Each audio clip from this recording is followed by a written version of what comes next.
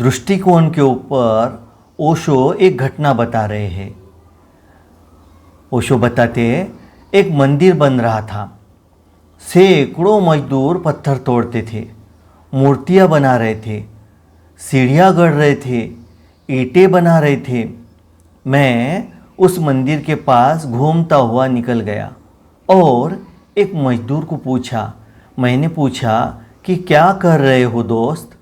उस मजदूर ने क्रोध से भरी हुई आंखें मेरी तरफ उठाई और कहा, अंधे हैं आप? दिखाई नहीं पड़ता है कि क्या कर रहा हूँ? पत्थर तोड़ रहा हूँ। मैं तो भयभीत हो गया। ऐसी आशा न थी कि सीधे से सहज से प्रश्न का ऐसा उत्तर मिलेगा। फिर मुझे ख्याल आया, पत्थर तोड़ने वाला आदमी क्रोधित ही तो हो सकता है। और क्या हो सकता है? पत्थर तोड़ना कोई आनंद कैसे होगा? फिर मुझे उस आदमी पर दया ही आई।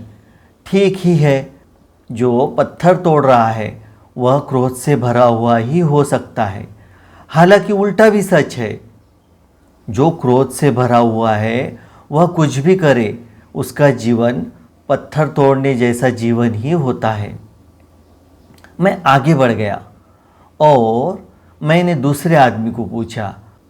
वह भी पत्थर तोड़ता था, लेकिन वह कुछ भिन्न मालूम पड़ता था। उसकी आंखें उदास थी, उसका चेहरा लटका हुआ था। वह ऐसा था जैसे जीवन एक भार हो। मैंने उससे पूछा कि दोस्त, क्या करते हो?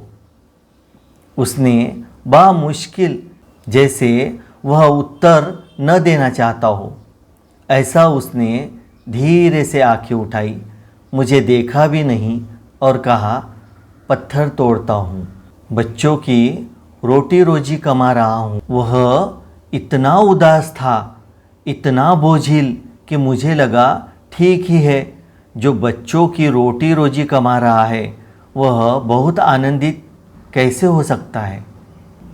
रोटी रोजी कमाना कोई बहुत बड़ा आनंद नहीं हो सकता, एक बोझ का काम ही हो सकता है। फिर मैंने तीसरे एक आदमी को पूछा। वह भी पत्थर तोड़ता था और पत्थर तोड़ने के साथ गीत भी गुनगुना रहा था। किसी मौज में, किसी मस्ती में डूबा हुआ था। मैंने उससे पूछा कि दोस्त, क्या करते हो? उसने खुशी से, आनंद से भरी हुई आंखें ऊपर उठाई, जैसे उनसे फूल झड़ते हो, और मुझसे कहा, क्या कर रहा हूँ? देखते नहीं हैं, भगवान का मंदिर बना रहा हूँ। वह फिर वापस पत्थर तोड़ने में लगा। फिर मुझे ख्याल आया कि ठीक ही है, जो भगवान का मंदिर बनाता है वह आनंद से नहीं भरेगा तो और क्या होगा? लेकिन वे तीनों ही पत्थर तोड़ रहे थे। वे तीनों एक ही काम कर रहे थे, लेकिन उन तीनों के दृष्टिकोण अलग अलग थे। एक जीवन के प्रति क्रोध से भरा हुआ था, एक जीवन के प्रति उदासी से भरा हुआ था, एक जीवन के प्रति अहोभाव से भरा हुआ था, एक कृतज्ञता के भाव से, एक ग्रेटिट्यूड के भाव से कि मैं भगवान का मंदिर बना रहा हूँ। और जब कोई आदमी अहोभाव से भर जाता है तो उसके जीवन में आनंद के द्वार खोलने की संभावना पैदा होती है।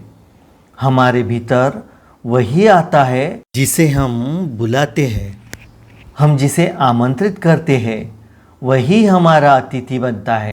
हम जिसे पुकारते हैं और जिसके लिए प्यासे हो जाते हैं वही धारा हमारी तरफ बहती हुई चली आती है।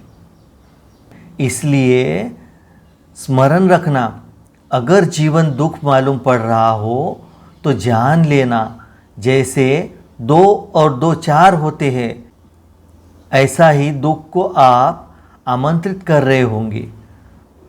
आपका जीवन का दृष्टिकोण दुखवादी का दृष्टिकोण रहा होगा। आपने बुलाया होगा दुख को, इसलिए दुख आ गया है। अगर आप पीड़ित हो तो जान लेना, यह उतना ही वैज्ञानिक नियम है जितना कोई और नियम विज्ञान का होगा कि आप जो है वह आपके दृष्टिकोण का अंतिम फल है।